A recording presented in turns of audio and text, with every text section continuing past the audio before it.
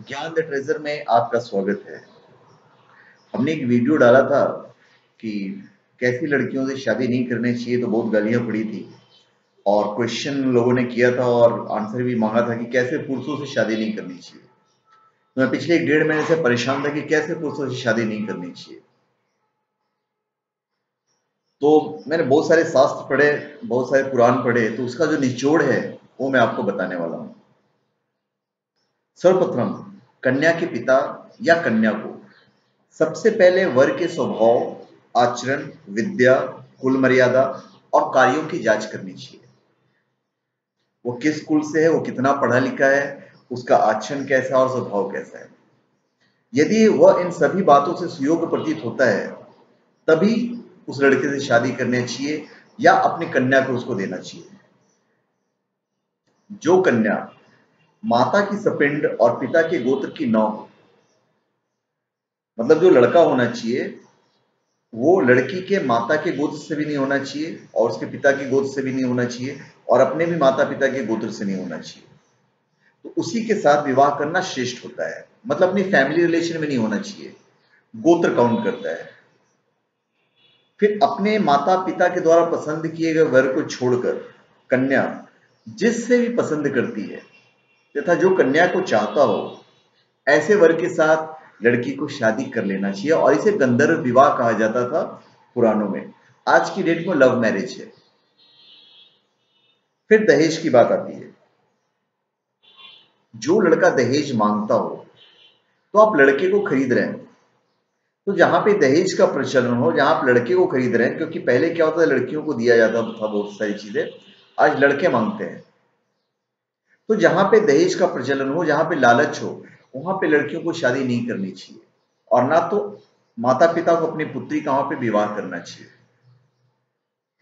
कन्या का पानी ग्रहण होने से पहले का वैवाहिक मंगलाचार, अगर सगाई और टीका वगैरह हो गया हो, तो हो जाने पर भी अगर कोई सुयोग्य वर मिले, अगर अच्छा वर मिले, तो पिता को यहाँ पे झूठ बोल देना चाहिए, क्योंकि अगर सुयोग्य वर है उससे लड़की की जिंदगी संवर जाएगी और लड़की को भी ये समझना चाहिए कि अगर ये सुयोग्य वर है तो उसे शादी कर लेनी चाहिए।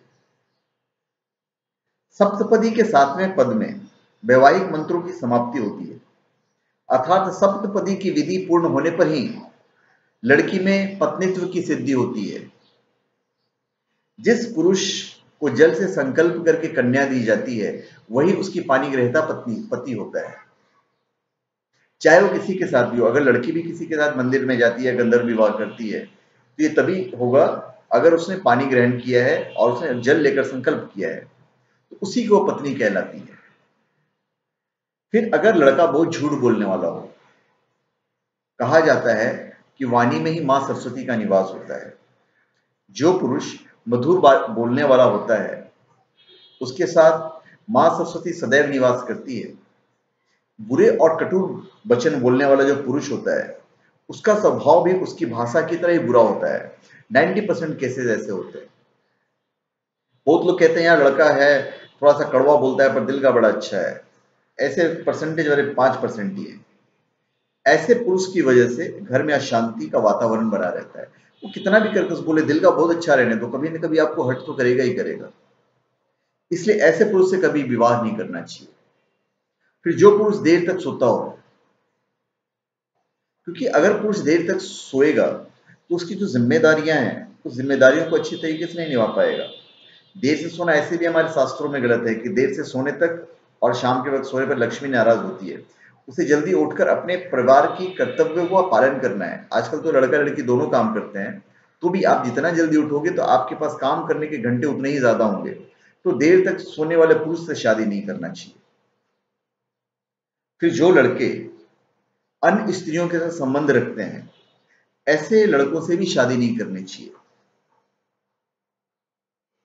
ये हमारे शास्त्रों में कहा गया, मतलब हम कैरेक्टर की बात कर रहे हैं।